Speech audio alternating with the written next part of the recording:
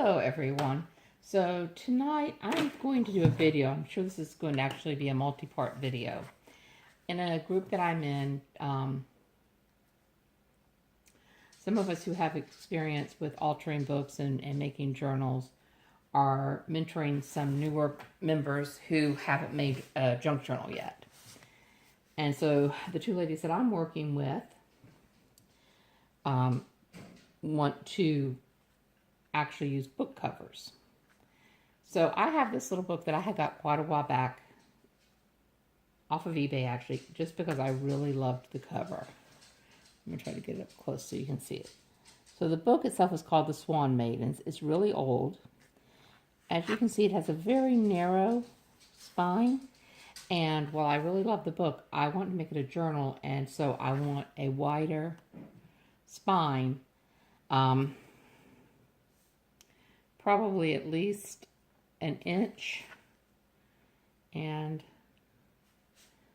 this is, quarter of an inch. And I want at least an inch spine because I want at least 3 signatures with places to put stuff in and everything.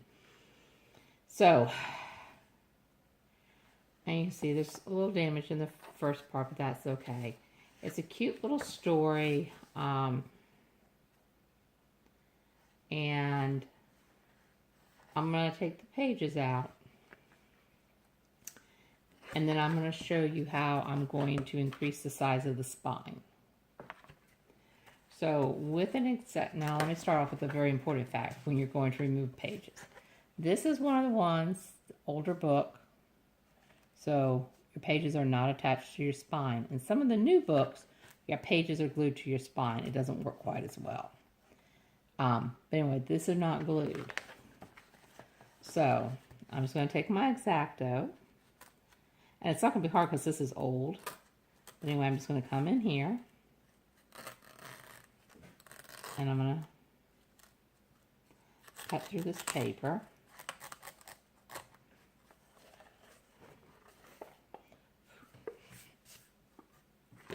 And then I'm going to flip it over to the other side.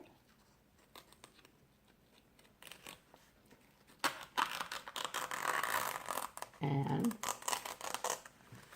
do basically the same thing. And I'm going to take it out. Okay, so now this is an older book, and however, but as you can see, this is actually not a sewn signature. These are staple signatures. And you see this here, this is like a muslin. It's called bookbinding fabric. You can buy this in a store. Where they sell bookbinding stuff. Okay, so now I've opened up my book. And you have to decide exactly, and as you can see, you have your book boards, and then there's, where you have this piece in. So there's a few options for when you go to increase this. If you want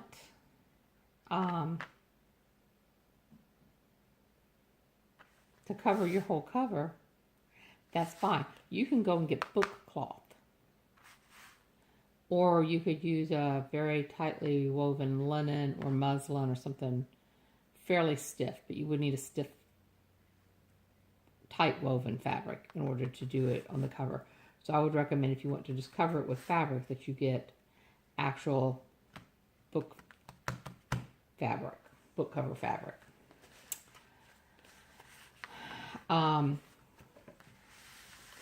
Another thing that you can use duct tape.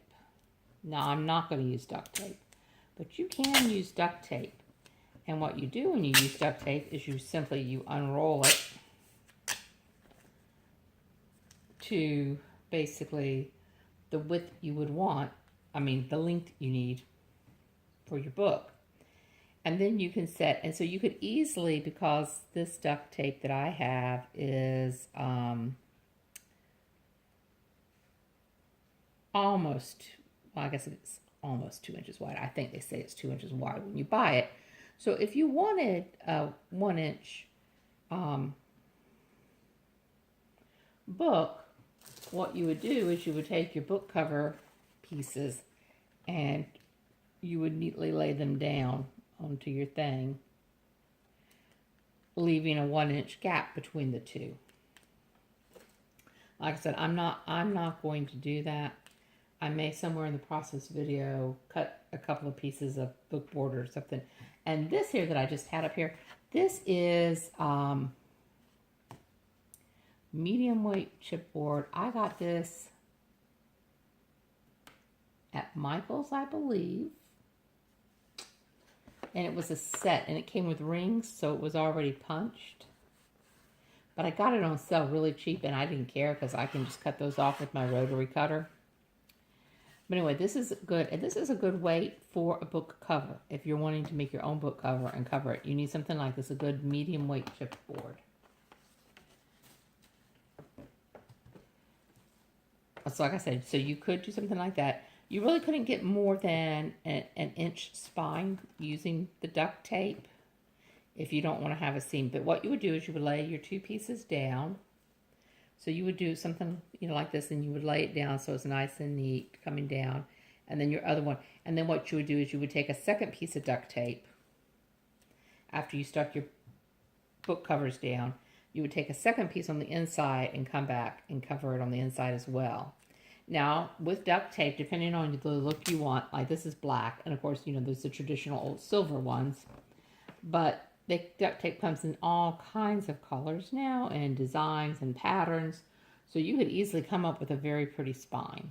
Or like I said, you have the black or something like that, which would make a good spine. And this would work if you're not wanting to sew your signatures through your spine, because you really wouldn't want to sew through this, because this would be very sticky. But if you were wanting to put your pages in somewhat like this was, where you bind them and then you put your pages in without going through your spine, duct tape would work.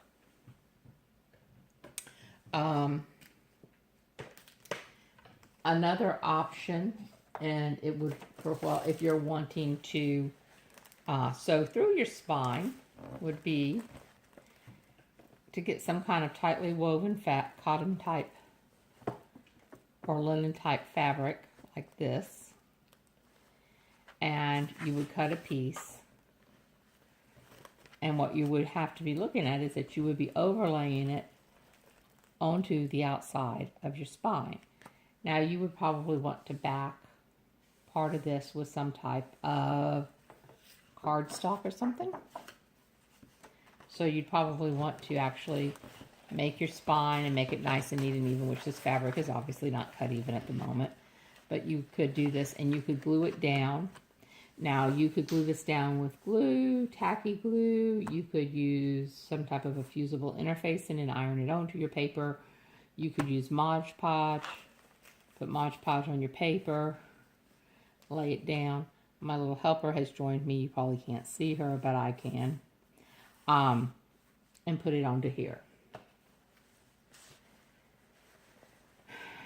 Now the main thing, what you have to realize is when you're replacing your spine, your new spine is going to have to go onto the outside of your cover. So, because if you put it on the inside, then you see how this is right here? Well, even if I neatened it up, you would have like this little gap here.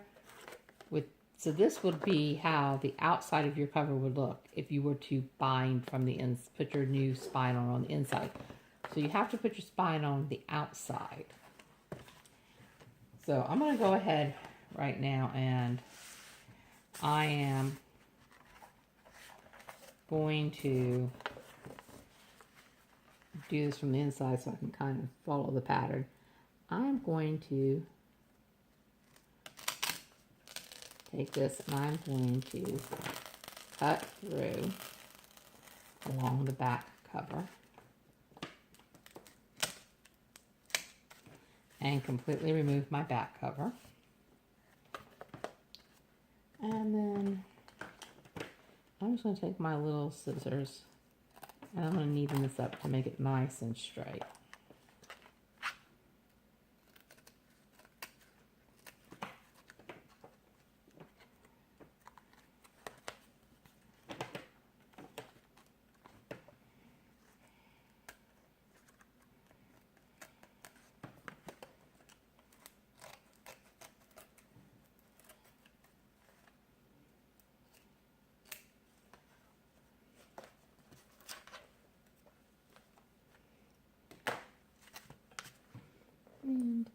of doing it with a knife as well. Because it's not coming up. So I'm trying to get it as close to the actual book board as I can. And like I said, this is an old book, so it's, you know, everything's kind of fraying out a little bit.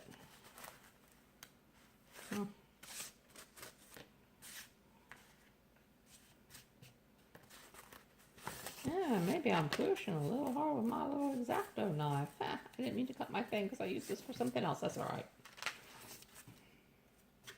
I could have just done it down here on my self-healing mat.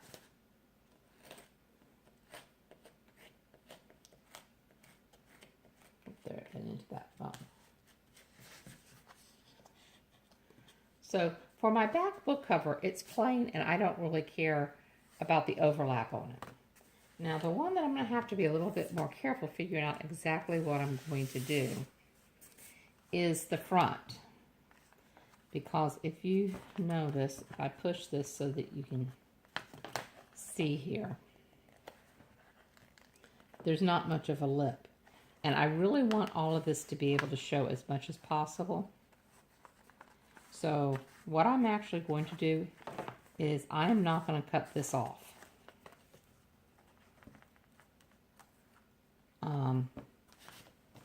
I am going to carefully try to neaten it up as far as removing some of this paper. But I'm going to have to be careful because I don't want to cut through the fabric. I may not even worry about it that much, honestly. So I am going to leave this because I want to use this when I go to make my new spine. For me, because of the type of book that I'm doing,